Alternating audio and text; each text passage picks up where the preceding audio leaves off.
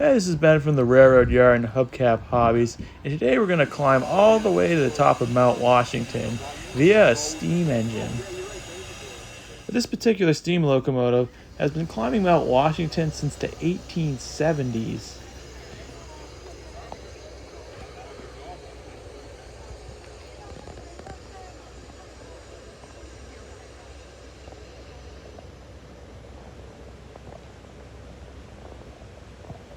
All right, folks, get ready for a smooth burst of acceleration.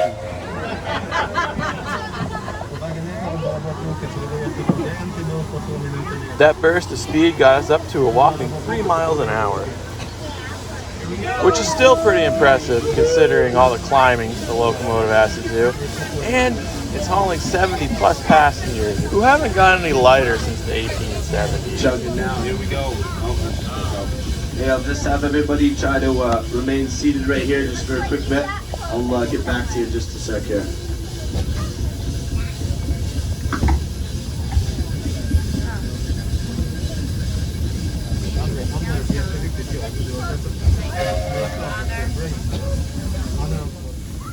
As we started our climb, we realized how lucky we were to have seats in the very front of the car.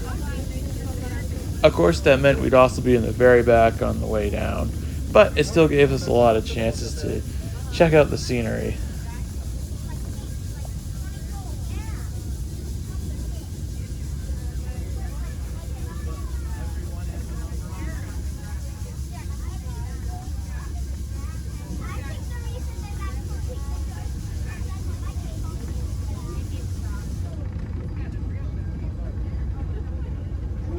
Feel that?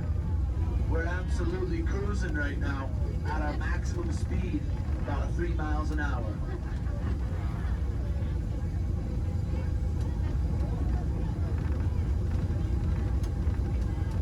Our engineer Eggy is going to lay on the steam whistle. We're going to do a nice toot toot. Everybody get ready for it here. He's going to do that in just a bit.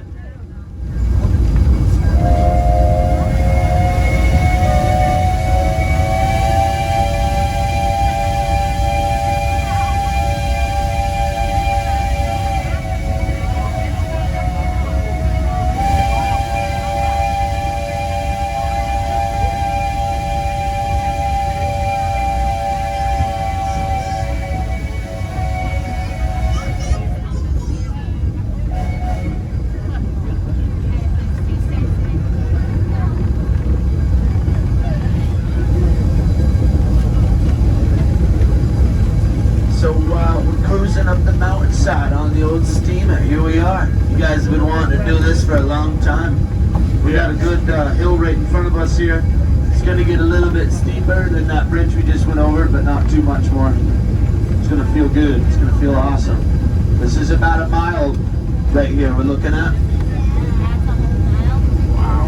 I know, right? Isn't that cool? From here to the top of that hill is a mile. And once we get up to it, it'll be quick. We got just 2 more to go.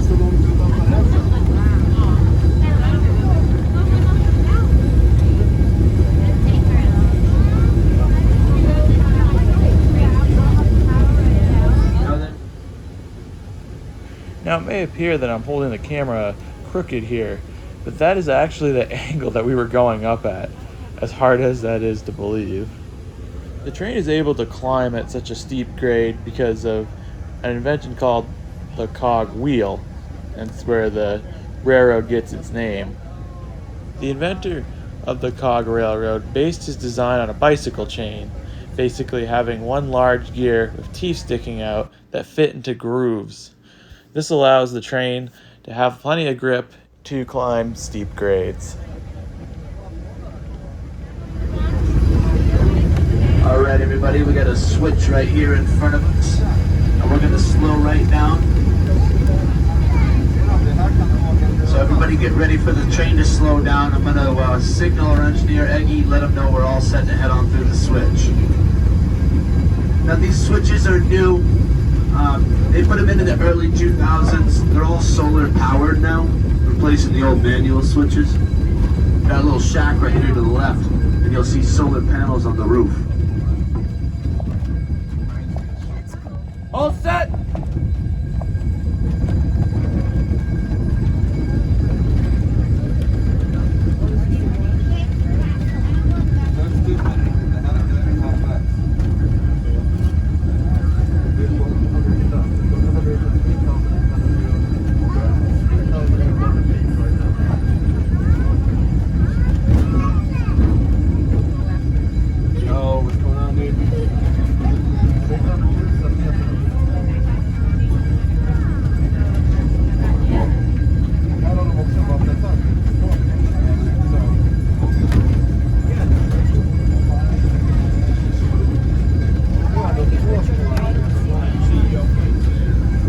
After climbing 11,000 feet, the locomotive had to stop to take on more water to complete the journey.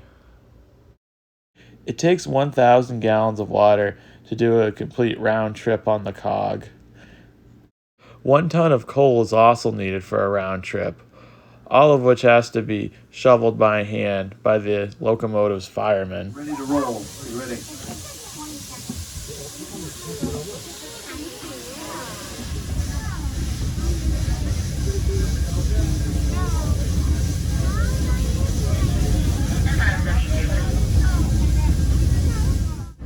This will give you a great shot at looking at the details of the train tracks and the way they were built.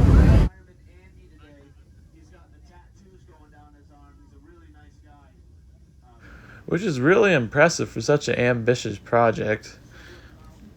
In fact, back in the 1860s, when the project was proposed, it was laughed at. Sylvester Marsh, the railroad's creator, was told that once he reached the summit, to keep on going to the moon. But here we are, over 150 years later, and the railroad's still going.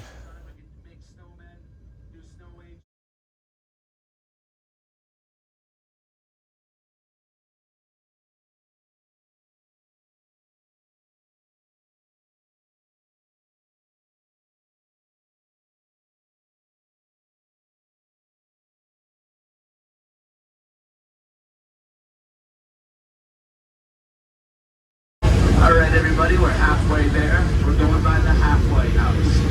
And this is going to show you how much of an angle we're at because the building sits exactly level. And if you don't believe it, well there's a sign right on it that says this building is exactly level. So there you go.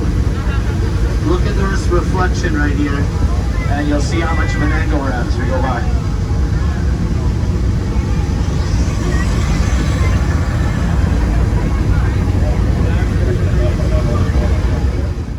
As we got closer and closer to the summit, the fog started to take over. Eventually, it felt like we were inside of a cloud.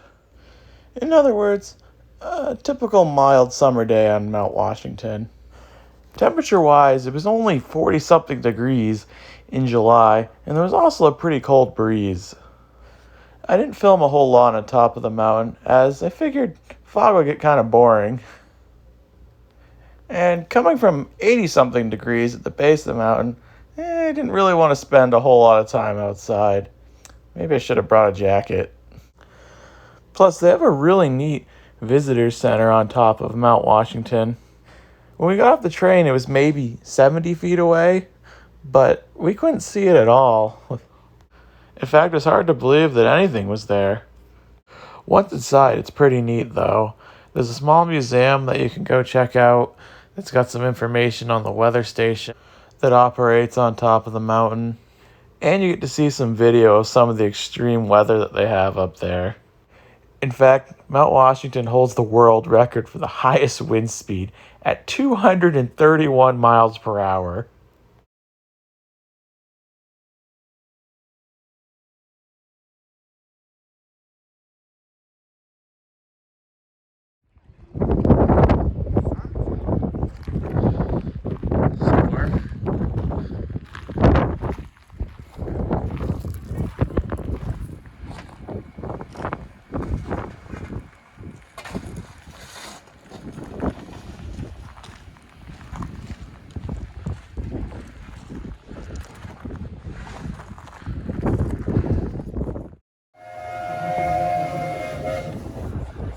Eventually it was time to head back down to the nice 80-degree weather.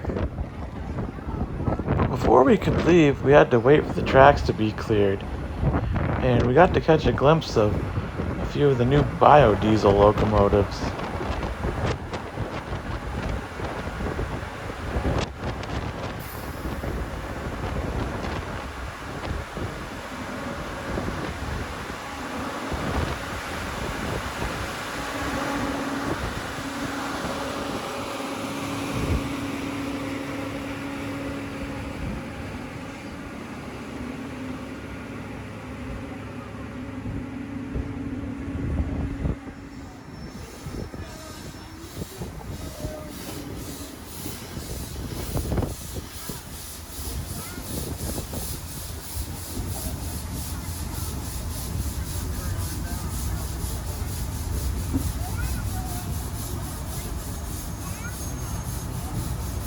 In 2008, the first biodiesel locomotive started operating on the Cog Railway.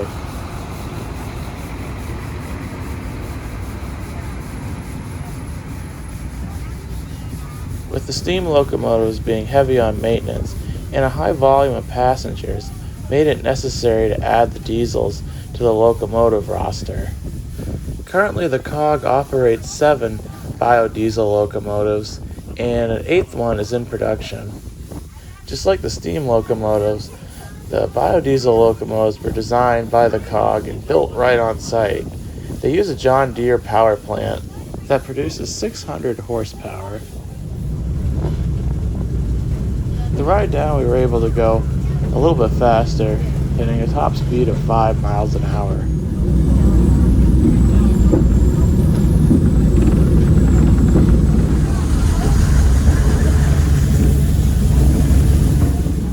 As we made our way back down the mountain, the fog started to clear, and we were able to catch a glimpse of 2 of the biodiesels following us behind.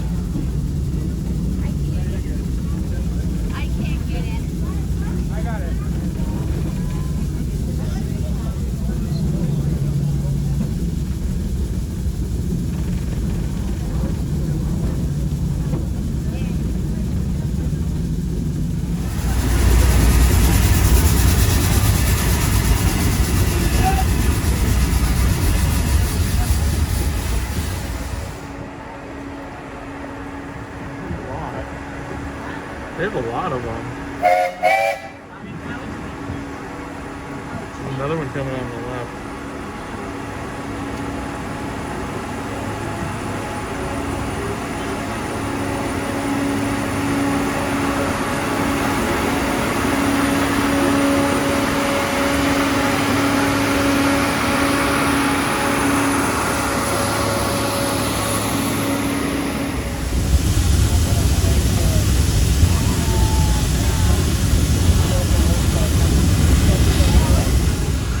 So that's the Cog.